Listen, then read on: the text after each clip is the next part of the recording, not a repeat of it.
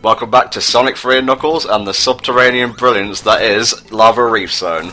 Now, we're kind of reaching the end game here in S3 and K. From here on out, the story starts to get a lot more prevalent, and while, like Scarlett said, some of the previous zones were like jumbled up, like the story could have gone in any order, really. This is where you can kind of see they had an idea in mind, a set plan. You say it's endgame, but if you think about it, technically we're only halfway through the Sonic and Knuckles portion. Yes, but if you view this as one whole game, which is what it's intended to be, this is kind of like the last third, as it were. And I just want to say, I wish from the beginning everyone would have just shut the fuck up so I could listen to this amazing track. So now everyone shut up! Okay, we're gonna have 10 seconds without commentary. 15 perhaps. Enjoy. Lava Reef. This music's so good. Oh, fucking Lava Reef. Fucking Lava Reef. Okay, getting back on track. Thank you for that, Garo. I need a cigarette. Oh, God. But no, Lava Reef is just... I know it's pretentious to say, oh, this level is perfection, it's the best thing known to mankind, Jesus Christ, but it's definitely, like, in possibly my top 3 of S3 and K levels, possibly of any 2D Sonic level, really. I would have chosen this over Sky Sanctuary and Generations. It's a bit of a total package, really. It's an excellent designed level. The music, we've already gushed over that, and it's even got some of the storytelling. Like back there, you saw the death egg stuck in the ceiling. And I just like Sonic's package. I was gonna bring up your poor use of words when you say we gushed over the music. Yeah, I gushed alright, all over the floor, like a fox. You two-tailed bastard. And Tom's avoiding the fire like a genius, even though he has a... Even though he's got the fire shield. Old habits die hard.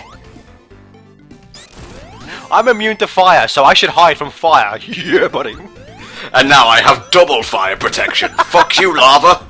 Oh man! You know what happens when you put on 2? Electric Boogaloo. You lose it. You lose it the second you get to. If Tails is like no use unless you have an actual second player, why is he always here just accompanying Sonic? Because he's lonely. He's lonely. Because he's the greatest sidekick in video game history. What does he do? He doesn't do shit. He makes Sonic look bad by comparison. You can stand there and get killed by useless shit, and that'll look awesome. And he makes the special stages in Sonic 2 more hard than they need to be! You know, I didn't know that for a long time. I didn't know there was... If you had Tails in the special stage with you, you needed more rings. I never knew that until a few years ago.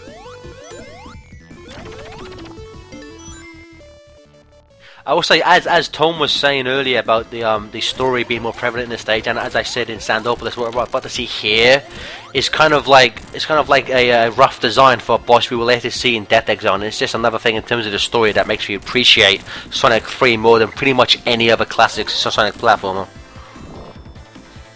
And also just defeated by standing still. It's genius. High five to the death. It is the video game equivalent of breaking someone's hand by letting them punch your face. You know what's interesting? Super Sonic in the 2D era always had green eyes, and regular Sonic had black. Now everybody complained about Sonic having green eyes, but nobody complained about Super Sonic having red eyes. What hypocrites. I did. Well, to be fair, Super Sonic didn't have the green eyes until Sonic 3. That's something that was added for that game. Yeah, but to be fair, Super Sonic had only been in one previous game, but by that logic, fans would be complaining about the spin dash being in Sonic 2. This wasn't in Sonic 1, fuck this shit! Why is there Insta-Shield in Sonic 3? What did you all think of the aesthetic and musical change for Act 2? It's a bit jarring for me. For me, it's I like this music. It's reused in Hidden Palace. To me, I would have preferred a kind of more traditional Act 2 remix. And I think aesthetically, I love the design of this. I just wish the transition was a bit smoother than just it instantly goes from fire to, like, you know, crystals. Well, it kind of makes sense because all the magma and lava stuff, and that's cooling down. And also, I think it's just Sega trying to show off how they can transition palettes without any loading time, so bunch of I mean, show-offs. yeah, I mean, it cools down, but there's no reason given for why it cools down, Scarlet. You're wrong. Shut the fuck up. Well, a possible reason could be we're next to the Hidden Palace. This could be an emerald mine or something. Well, yeah, I agree with that. Some people say that it's because this is where the Chaos Emeralds, were created, which is, I would say, is wrong, because if you look at, I forget which manual it is for Sonic 3 and K. I think it's the one for the PC, and I think it's the only one that mentions this, is why the Angel Island is there in the first place. It says that there was a creature on, this is before Angel Island, went into the sky. There was a creature that lived here and got, really pissed off, and it's the same creature that created the Chaos Emeralds. I forget why, but it gets really pissed off and throws Angel Island into the sky. So, for all intents and purposes, that could have been Chaos, and, you could say Chaos created the Chaos Emeralds from that logic, so. I'm gonna say, well, it's a kind of nice backstory. It was clearly just written by an American market team, because the Hidden Palace is where the Chaos Emeralds were created, because in Sonic 2, of course, the Hidden Palace was going to be in Sonic 2, and Yuji Naka was going on record saying that this was going to be an explanation as to where the Chaos Emeralds came from, so when it wasn't in Sonic 2, they just removed it and put it in here. And so, for my money, this is where I think most people count this as canon as to where the Chaos Emeralds come from. Was I the only one enraptured by that story? I sat there hanging on your every word. That was interesting as shit. Steven, I have never heard that before. That's quite interesting. I'm gonna have to find the manual for you. I think it was the S3 and K manual for the PC, if I'm not mistaken. See, I have that game for PC, but it didn't come with a manual, unfortunately.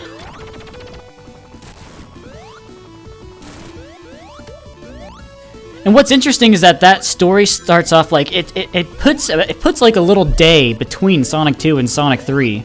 Like Sonic is just like chilling with Tails while they still have the Chaos Emeralds, and I think they're at like Tails' like base or whatever. And his Playboy mansion. And it says Sonic is sitting on the beach, and he sees this ring wash up, but it has like hieroglyphics inscribed into it, and it like tells the story of Angel Island. It's really weird that you guys haven't heard about this.